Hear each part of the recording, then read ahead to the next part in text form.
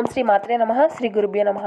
వరలక్ష్మీ వ్రతం చేసేటువంటి ఆడవారు గురువారం నుండి శనివారం వరకు అసలు ఏం చేయాలి, ఏం చేయకూడదు, పాటించవలసినటువంటి నియమాలు ఏమిటి, ఇటువంటి పూర్తి అంశాలన్నీ కూడా ఇప్పుడు ఈ వీడియో ద్వారా వివరంగా తెలుసుకుందామండి.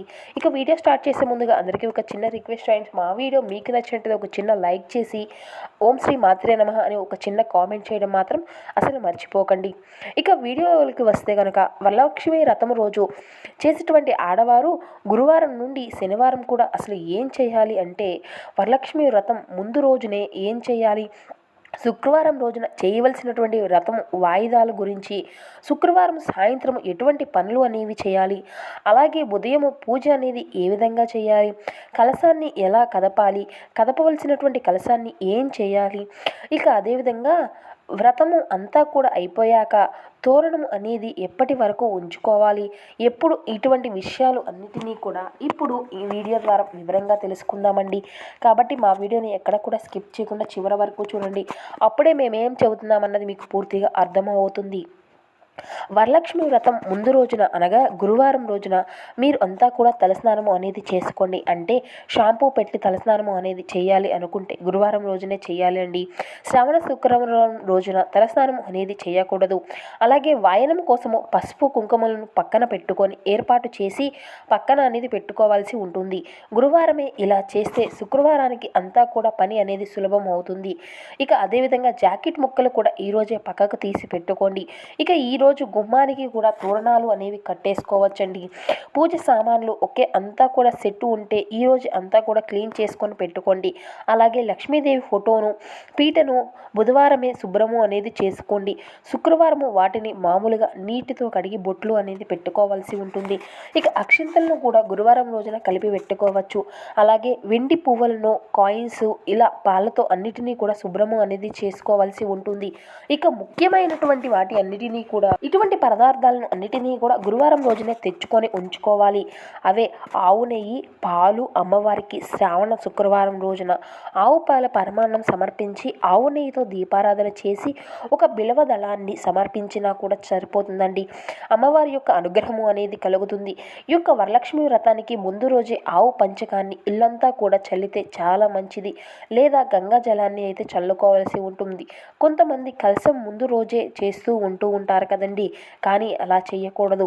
వాయనము ఇవ్వవలసినటువంటి పూలు, పళ్ళను మరియు తమలపాకులను గురువారం రోజునే కడిగి పెట్టుకోండి. అమ్మవారికి సమర్పించేటువంటి వాటిని మాత్రం శుక్రవారం రోజున కడుక్కోవాల్సి ఉంటుంది. కలశానికి కావాల్సినటువంటి వాటిని ఈరోజే సిద్ధం చేసి పెట్టుకోవాల్సి ఉంటుంది. అలాగే గురువారం సాయంత్రమే శనగలను నానపెట్టి ఉంచుకోవాలి. శుక్రవారం ఉదయం నిద్ర లేవగానే ఇల్లంతా కూడా ఒక్కసారి తుడిచి వాకిట్లో ముగ్గు అనేది పెట్టుకొని స్నానం చేసేటప్పుడు తప్పనిసరిగా పసుపు కుంకుమలను ముఖానికి, మంగళసూత్రానికి, పాదాలకు రాసుకోండి. అయితే చాలా మంచిది. ఇలా స్నానం చేశాక ప్రసాదాలు వండేటువంటి సమయంలో పూజ ఇప్పుడు చేయటం లేదు కదా అని చెప్పి నైటీలు వేసుకుని ఉంటారు కదండి. కానీ అలా కాకుండా ఏదో ఒక మామూలుగా చీరను అనేది కట్టుకొని స్నానము వెంటనే తలకు వస్త్రము అనేది చుట్టుకొని తులసమ్మ దగ్గర ఒక దీపం పెట్టండి. అలాగే ఇంట్లో దేవుని దగ్గర కూడా దీపము అనేది పెట్టాలి. ఎందుకంటే వరలక్ష్మి పూజ చేసేటువంటి వారికి చాలా సమయము అనేది పడుతుంది కాబట్టి ఉదయమునే దీపము అనేది పెట్టుకోవాల్సి ఉంటుంది. ఆ తర్వాత నైవేద్యాలు అనేవి తయారు చేసుకోవాలి. బెల్లంతో పరమాన్నము, దద్దోజనము, పూర్ణాలు, పులిహోర, బొబ్బట్లు చక్కగా ఇలా మీకు ఇష్టమైన అన్నిటినీ కూడా చేసుకోవచ్చండి. ఈ యొక్క శక్తి మేరకు ఉన్నటువంటి వారు ఎన్ని అయినా సరే చేసుకోవచ్చు. లేకపోతే 3 నైవేద్యాలు అయినా సరిపోతాయి. ఇక ఆ తర్వాత పూజ చేసేటువంటి స్థలంలో ఆవు పంచకము లేదా పసుపు నీళ్లను చల్లి ఆ యొక్క స్నానాన్ని అంతా కూడా ఏర్పాటు చేసుకొని డెకరేషన్ ఏమైనా చేయాలి అనుకుంటే ముందు రోజే చేసుకోవాల్సి ఉంటుంది. ఇక ముందుగా మీరు తీసుకున్నటువంటి పీట మీద ముగ్గు వేసి పసుపు కుంకుమ, ఆ తర్వాత కలశము అనేది ఏర్పాటు చేసుకోండి. చెంబును తీసుకొని గంధము రాసి కుంకుమ బొట్టు పెట్టి దానిలో గంగాజలాన్ని పోసి పసుపు కుంకుమ, గంధము, పూలు, బిలవ దళాలు, 2 లవంగాలు, ఎండు ఖర్జూరము, 1 కాయిను, పచ్చకర్పూరము వేసి కలశము అనేది తయారు చేయండి. మండపం పైన ముందు గజలక్ష్మీదేవి ఫోటో కానీ లేదంటే లక్ష్మీనారాయణ విగ్రహము పెట్టుకోండి. కలశము కోసం ముందు అరిటాకు వేసి దాని మీద 3 గుప్పిళ్ళు బియ్యం పోసి దాని మీద చెంబు అనేది పెట్టవలసి ఉంటుంది. చెంబు పైన కొబ్బరికాయను పెట్టి రవికె గుడ్డను కప్పి అలంకరించండి. చాలామంది బంగారము లేదా వెండి అమ్మవారి ముఖాన్ని ఏర్పాటు చేసి చీర కట్టి అలంకరిస్తూ ఉంటారు. అలా కూడా తయారు చేసుకోవచ్చండి. ఆ తర్వాత తెల్లదారము కట్టుకొని పసుపు రాసి పువ్వులతో 9 ముడులు వేసి తోరణాలు తయారు చేసుకున్న తర్వాత పక్కన పెట్టేసుకోండి. ఇక అమ్మవారి దగ్గర తాంబూలము, గాజులు, పసుపు, కుంకుమ, శనగలు, పూలు, కొత్త చీర, జాకెట్ పెట్టి ఉంచండి. ఇక ముందుగా వినాయకుడికి పూజను పూలతో తయారు చేసి పసుపుతో వినాయకుడిని తయారు చేసుకోండి. ఆ తర్వాత గణపతిని ముందుగానే పూజ అనేది చేసుకోవాల్సి ఉంటుంది. ఇక గణపతి పూజ అయ్యాక విష్ణుమూర్తి, లక్ష్మీదేవి ఫోటోను లేదంటే విగ్రహానికి గంధము, కుంకుమ బొట్లు పెట్టి పుష్పాలు పెట్టి పూజకు ఆహ్వానించాలి. ఇక అమ్మవారికి తయారు చేసినటువంటి నైవేద్యాలు పెట్టి తాంబూలానికి ఏర్పాటు చేసినటువంటి వాటిని కూడా అమ్మవారి దగ్గర పెట్టుకోండి. అలాగే లక్ష్మీ గవ్వలు, గోమతి చక్రాలు, ఏకాక్షి నారికేళము, దక్షిణావృత శంఖాలు ఇటువంటివి అన్నీ కూడా లక్ష్మీప్రదమైనటువంటి వస్తువులు కూడా అమ్మవారి చుట్టూ ఉండే విధంగా పెట్టుకోండి. ఏనుగులు ఉంటే అవి కూడా అమ్మవారి దగ్గర ఇరువైపులా పెట్టి ఉంచండి.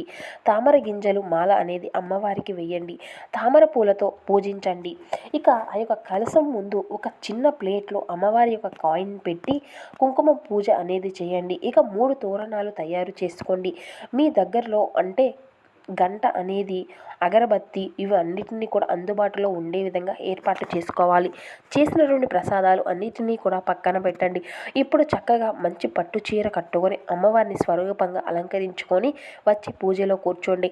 ముందుగా దీపారాధన చేసుకొని ఆసనం అనేది చేసుకొని కూర్చొని పూజ అనేది మొదలు పెట్టుకోండి.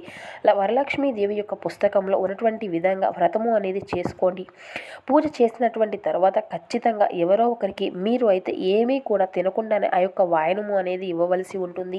ఆ యొక్క సమయము ఉంటే మిగతా వారికి కూడా అప్పుడే వాయనము అనేది ఇవ్వండి. సమయం లేనటువంటి వారు ఆ రోజు సాయంత్రం వాయనము అనేది ఇచ్చుకోవచ్చు. కానీ పూజ చేశాక ఆ రోజు మధ్యాహ్నము అనేది పడుకోకూడదు అండి. సాయంత్రం 4:30 దీపారాధన అనేది చేసి వాయనాలు ఇచ్చినటువంటి వారు 5:30 లోపు వాయినాలు ఇచ్చుకోవచ్చు. ఇక వాయినాలు ఉదయమే ఇచ్చేసినటువంటి వారు సాయంత్రం చక్కగా దీపారాధన చేసి స్తోత్రాలు చదువుకోండి. ఇక శక్తి ఉంటే శనగలు, పళ్ళు సాయంత్రం కూడా పూజ అయ్యాక అమ్మవారి దగ్గర ఉన్నటువంటి గాజులను ఆ రోజు కూడా అన్నీ కూడా చేసుకోవచ్చండి. ఇక శనివారం ఉదయం తొందరగా నిద్రలేచి అమ్మవారికి దీపారాధన చేసి నైవేద్యం పెట్టి యథాశక్తిగా అమ్మవారికి పూజ అనేది చేసుకొని పూజ అయ్యాక అమ్మవారి యొక్క పీటను నెమ్మదిగా కదపండి. ఆ యొక్క కవసాన్ని, కొబ్బరికాయను, బియ్యాన్ని అన్నిటినీ కూడా తీసేసి కొబ్బరికాయతో అంతా కూడా తీపి పదార్థము బియ్యముతో పరమాన్నము చేసి ఇంట్లోని వారందరూ కూడా తినాలి. ఇక అమ్మవారికి సమర్పించినటువంటి రవికర్ణ ఆ యొక్క వస్త్రాన్ని మీరు కట్టించుకోవచ్చండి. ఇక కవసంలో ఉన్నటువంటి ఆ యొక్క నీటిని ఏదైనా ఒక మొక్కకు పోసేయండి. కొంచెం నీటిని మాత్రం ఇల్లంతా కూడా చల్లుకోండి. ఇక పూజలో పసుపు గణపతిని తీసి ఎక్కడైనా పూల మొక్కల్లో పెట్టేసుకోండి. ఇక శనివారం రోజు చేతికి ఉన్నటువంటి తోరణాన్ని తీసేయొచ్చండి. ఆ యొక్క తోరణాన్ని ఏదైనా చెట్టు మీద అనేది వేయాల్సి ఉంటుంది. ఇప్పుడు మనం చెప్పుకున్నట్లుగా ఈ విధంగా లక్ష్మీదేవిని పూజించినట్లయితే ఆ యొక్క వరలక్ష్మీదేవి యొక్క అనుగ్రహము అనేది ఖచ్చితంగా మీకు కలుగుతుందండి. సో చూశారు కదండి, ఈ వీడియో మీకు నచ్చినట్లయితే తప్పకుండా ఒక చిన్న లైక్ చేసి మరికొందరికి షేర్ చేయడం మాత్రం అసలు మర్చిపోకండి. Thank you for watching.